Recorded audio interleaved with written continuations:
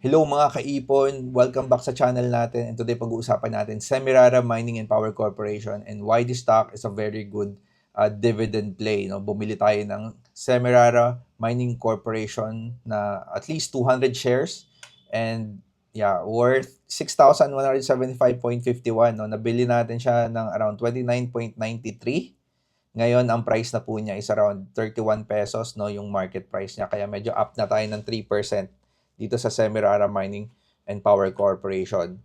And this is the stock price na yung chart niya, no, nung pandemic, medyo bumaba siya around 10 pesos, but right now yung stock price is nag-stabilize na siya sa 30-ish. So nakabalik na siya no around 2023, 2024, 2025 and ngayon 2026 up and down lang yung kanyang presyo, no? Hindi siya masyadong umaangat, hindi siya masyadong bumababa, stable lang siya. Pero yun nga yung nagda-drive sa kanya is yung talagang dividend, no? Dividends. Kung gusto mo ng stock na to and you just want 9 to 14% every year, perfect na ito para sa ating mga portfolio, no, na maging part ng portfolio natin. But first, who is SCC? So Semirara Mining and Power Corporation is the largest coal producer in the Philippines and the only power producer in the country that owns and mines its own fuel source, no? So meron silang minahan and meron din silang power generation company na yung minimina nila, nilalagay nila sa mga power generator nila. And through our power subsidiaries, SEM Calaca Power and Southwest Luzon Power Corporation, no? And Luzon Power Generation Corporation, we have installed capacity of 900 megawatts with around 700 megawatts more in the pipeline. So palaki pa sila. By integrating our mining and power operations, we contribute meaningfully to national energy, security, and economic development. So yun yung kumpanya nila, mining plus power generation. Para siyang Meralco na may sariling minahan. No? And noong 1997 lang sila nag-start pala ng power generation, no? But yeah, the company started as a mining company. Yung pangalan nila talaga is Semirara Coal Corporation, kaya sila tinawag na SCC, no? Yung ticker nila is SCC. Pero ngayon, Semirara Mining and Power na sila, combine na siya. No? Kasi dahil binili sila ni DMCI dati, no? Kaya ngayon, kung makikita nyo dito, 56.65% of Semirara Mining and Power were owned by DMCI. Para, no, kunyari, meron kang DMCI, invested ka na rin sa Semirara, no? Kung meron kang DMCI, kung bumibili ka ng stock ng DMCI, technically nag-own ka na rin ng Semirara, kaya kasi yung 56% na kikitain ng Semirara napupunta rin yung napupunta yung kita doon sa DMCI, no? Yung kita nila. So kaya medyo malaki din magbigay ng dividend si DMCI, kung mapapansin nyo, is because of also this Semirara contribution. And also yan, kita nyo, 56% of Semirara owns by DMCI. Tapos doon sa tatlong corporation, yung PCD nominee, DCON, PCD nominee corp foreign, no, meron silang kanya-kanyang percentage, and also the Filipino public, no. So mababa lang yung sa Filipino public. Pero it's a public company din po. So yan, no, just to give you the history of the dividends. So 2025 around more than 9% yata ang binigay nung 2025, no. Pero nung nakaraan talagang mga taon, yung 2023, 2024, 14%. No, meron pa nga times nagbigay sila ng ng 22% eh. Alam ko 22% eh. Umabot pa ng 22%, pero ngayon nga dahil nag-stabilize na rin yung presyo, no, na nakakapagbigay pa rin naman sila ng 9%, no, 9 to 14%. Basically yung inaasahan natin dito. So yung isang tinitignan natin, no, yung Simple Wall Street, no, key information, yung yield talaga is nasa 10.5, no. Pero let's say give or take 9%. Mataas na rin 'yan every year. So yung chart nila, no, pakita lang natin ulit, no. And kung mapapansin nyo din, yung price ng Semirara Mining and Power Corporation, tignan nyo yung presyo niya, yung vertical po kasi presyo yan. So ito yung coal, no? Because medyo nakadikit yung presyo ng Semirara Mining and Power Corporation dahil po sa coal, no? Pag tumataas yung presyo ng coal, medyo may combination din yung pagtaas ng presyo ng Semirara. So biglang taas nung around 2022 to 2023, 'di ba, yung call tumaas yung price nila. Yung presyo ng Semirara medyo bumanat din, no? Ayan. So medyo allergy to si SEC sa presyo ng coal. Kaya pag bumababa or nag-stabilize, kunyari nag-stabilize na yung presyo, nag-stabilize din yung presyo niya dito, di ba? So medyo naka-ano siya doon, nakadikit yung presyo niya doon kasi yung kalahati ng kumpanya talaga is it's a coal company. Tsaka yung nag-generate ng power sa kanila, coal din, no? Kaya talaga medyo allergic talaga sila sa coal. So, yung pag-usapan naman natin yung kaperahan, no, ni Semirara Mining and Power. So, si Semirara Mining and Power, yung financials niya sobrang ganda.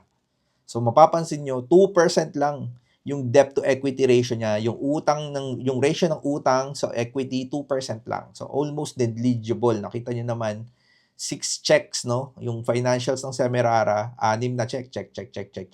Kumbaga, wala sila masyadong utang, no? Hindi sila masyadong hirap sa pera.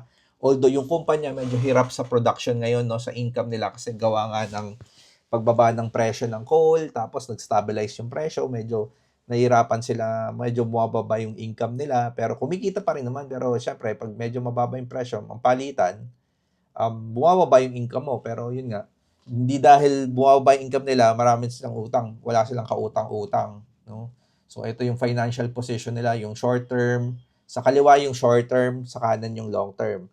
So yung short term okay, yung long term okay, no, in terms of kumbaga hindi na i-exceed yung assets sa liabilities, no.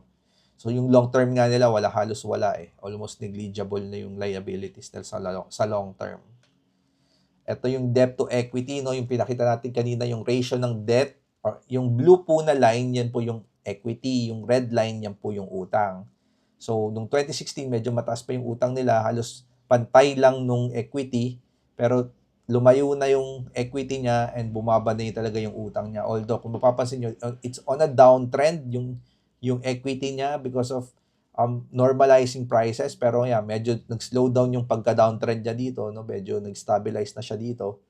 So, pero yung utang niya sobrang sad-sad na, kaya nakita niyo naman lahat almost green. And the fair value of Semirara currently, ang price niya is 31, no? Analysis, yung fair value niya is around 45. Yung Call Financial, yung broker nila, ang sabi ang fair value daw dito is 53. So it's a 45 or 40%, 40% discount doon sa sa presyo niya ngayon. So meron pa tayong discount. If you want to buy, it's undervalued pa, no?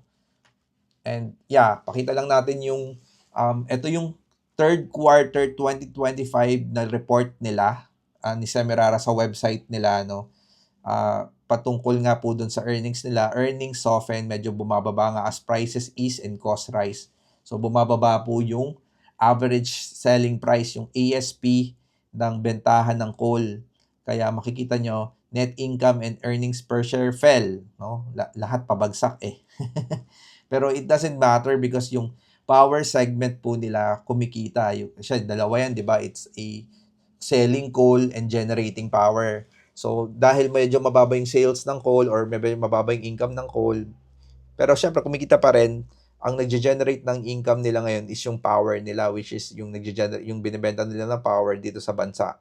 So, kaya sila kumikita at nakakapagbigay pa rin ng dividends, no?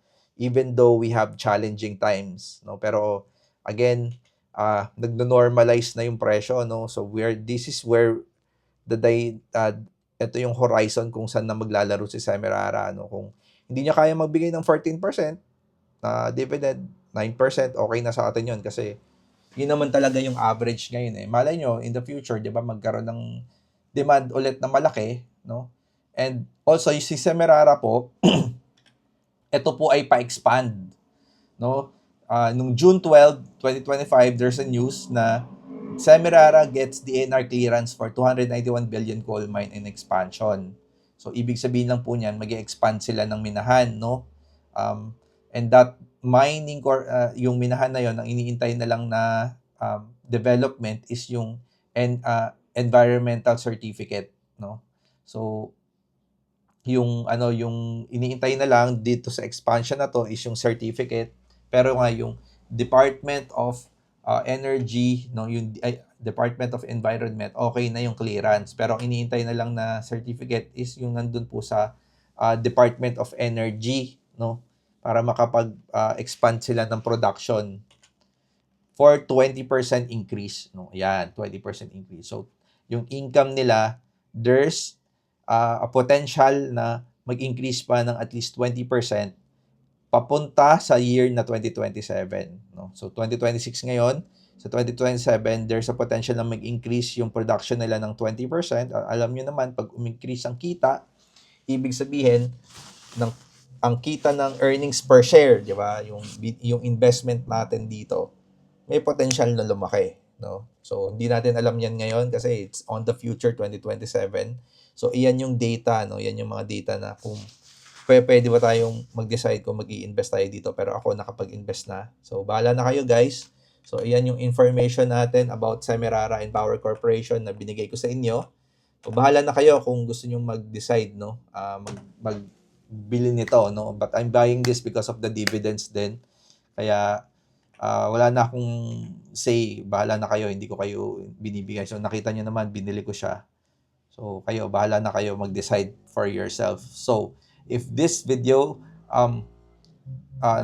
natutuwa kayo dito, you like this video, and please don't forget to subscribe on our channel for more information and future development po ng share na to ng Semirara, kasi syempre iba-vlog din natin to in the future kung ano na yung nangyari sa expansion nila, ano na yung nangyari sa development, or kung magkano yung kinita nila this last quarter, kasi yung announcement po ng last quarter earnings will be on the first quarter of 2026. So yun, and then there will also be demand, no? Syempre pag summer may demand talaga ng power, no? Tumataas ang kita ng mga power corporation because summer, syempre malakas ang gamit ng kuryente, no? Malaki yung demand, no? Shipment.